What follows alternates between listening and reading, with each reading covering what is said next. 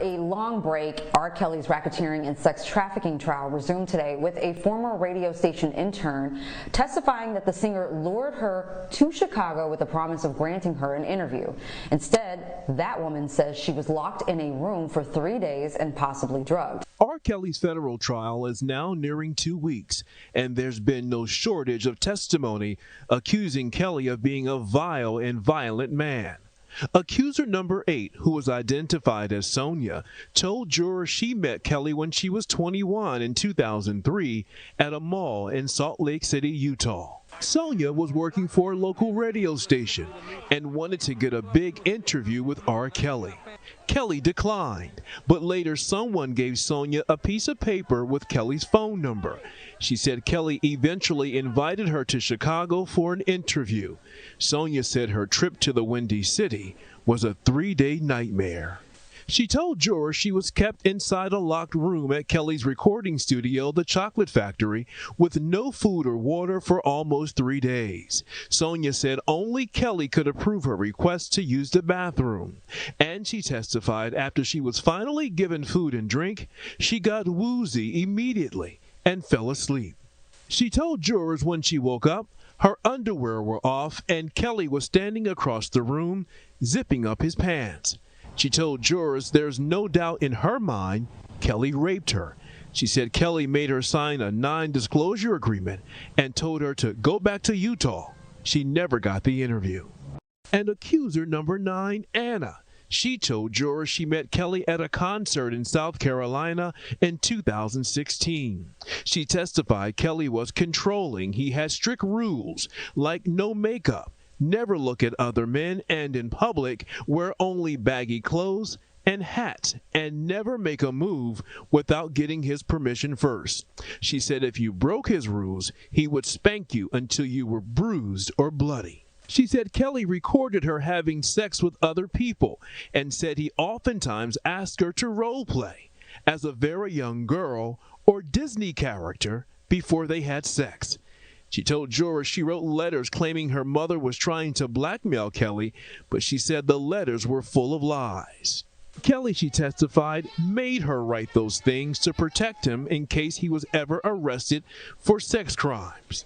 Anna said she was paid $1,500 to participate in the documentary Surviving R. Kelly. Many credit that documentary for provoking R. Kelly's demise. Another accuser described the shame she felt over her sexual relationship with Kelly, a relationship she says he described as, quote, paying her dues. Angela, the accuser who testified, was very clear in her recollections and very confident in her statements, saying that R. Kelly knew she was a minor, but he still wanted to have sex with her repeatedly. Angela told the jury she was 15 years old, in high school, and wanted to be in a girl singing group produced by the great R. Kelly. That never happened, but what did quickly develop was a sexual relationship with Kelly. Angela said the first time she had sex with Kelly was at his home, and there were 2 other girls in the room. She said Kelly had sexual contact with all of them. Their sexual encounters continued, she testified, at Kelly's studio, his home, and on the road. Angela became a backup dancer for Kelly at just 16 years old.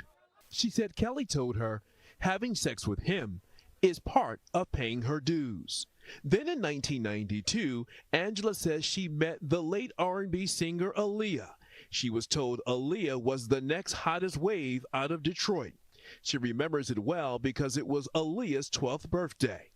She then testified at some point between 1992 and 93, while they were on tour with Kelly, she walked in on Kelly giving Aaliyah oral sex on a couch.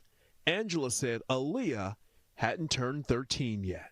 She recalled turning around right away and telling the other girls, "Don't go in the room." Angela stopped dancing for Kelly in the mid-90s. She said she never wanted to tell anyone what she did with Kelly sexually because she was ashamed. But she did appear in the documentary Surviving R. Kelly, talking about her experience. Angela said from day one, she was always told, whatever you do, protect Robert. Also testifying, Diana. She worked as R. Kelly's assistant for 15 years.